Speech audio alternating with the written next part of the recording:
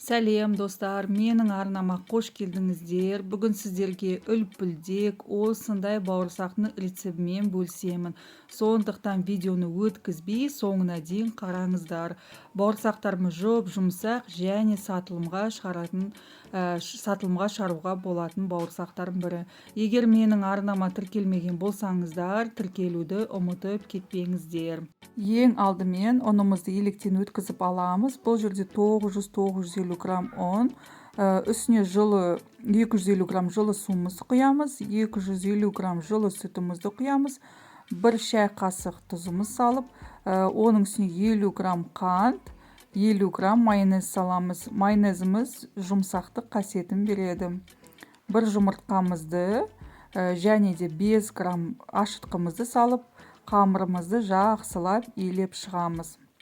Жоғары сортты қамыр қолдансаңыздар тіпті жақсы, қамырларыңыз әдемі көтерілетін болады. Қамырымызды қатты болмау керек және де сұйық қамыр болмауы керек. Одан кейін үстіне 1-2 қасық сұйық майымызды құйып, үйін қандырғанша дейін жақсылап илеп шығасыздар. Осылай қамырымыз мінекей әп-әдемі болып шықты. Оған үстіне салафанымыз жауып, орамалымыз жауып, 1,5-2 сағатқа жылы жерге қойып қоямыз. 1,5-2 сағаттан кейін қамырларыңыз осылай әдемі болып көтеріледі. Видеода көріп тұрғандарыңызда 2-ге бөлесіздер, сосын екеуін бірдей дөңгелектеп аласыздар. Өйткені біз бауырсақтарымызды дөңгелек формасымен жайып кесетін боламыз. 4 бұрышты да кессеңіздер болады, өз еріктеріңіз. Ал сатылымға шығаратын бауырсақтар жасайтын болсаңыздар, ол кезде дөңгелек бауырсақ жасағандарыңыз дұрыс. Өйткені сатылымға дөңгелек бауырсақтар жақсы өтеді. Қамырларыңыз өте жұмсақ болып қалмасын, қатып қалады, қалың да болып кетпесін.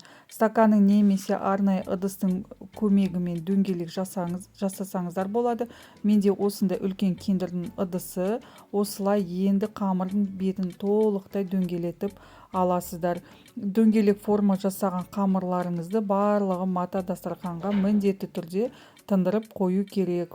Қалған қамырларыңызды осылай жинап, содан кейін оны да дөңгелектетіп жасасаңыздар болады.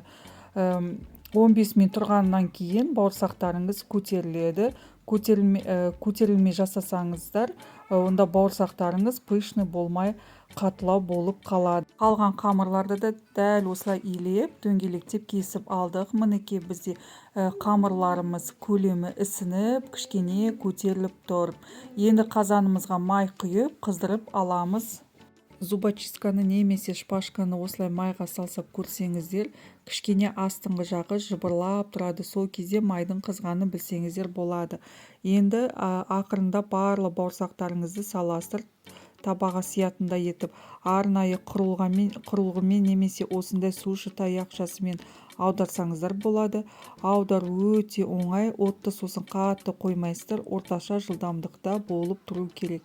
Қатты қойсаңыздар сырты қызарып, ішкі жағы піспей қалады, шикі болады. Енді піскен бауырсақтарыңызды қағаз майлыққа салып қоясыздар. Дәл осы әдіспен барлық бауырсақтарыңызды әдемі қызартып пісіріп аласыздар. Бұл бауырсақтарды сатылымға шығарсаңыздар болады. 1 килограммы 1600 теңгеден сатсаңыздар болады. 1 килограмм ұннан 1700-1800 граммдай бауырсақ шығады. Сонда 2 килограммнан 3 килограмм 300-200 граммдай бауырсақ шығады. Бауырсақ осындай жұмсақ үлпілдеп, басса да қайтадан көтеріледі орнына, және де майонез қосқандықтан өте жұмсақтық қасиеті береді. Артық майдың, маргариннің қосудың қажеті жоқ. Қазір сіздерге өлшеп көрсететін боламын. Видеода көріп тұрғандарыңыздай бауырсақтардың барлығын салып өлшеп көрсетемін. 1 килограмм ұннан 1600-1700 грамм бауырсақ аласыздар. Сатылымға шығарсаңыздар өкінбейсіздер, ешқандай шығынсыз кішкене пайда қосып сата аласыздар. Міндетті түрде жасап көріңіздер, жасап көрсеңіздер менің парақшама жіберіңіздер. Мен өте қатты қуанып қаламын. Фото, видео, отчетпен жіберулеріңізді сұраймын. Міндетті түрде жасап көріңіздер, өкінбейсіздер.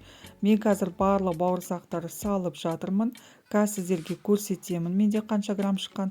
менде мінекей 1500 граммдай шықты, себебі мен 900 граммдай ұннан жасадым.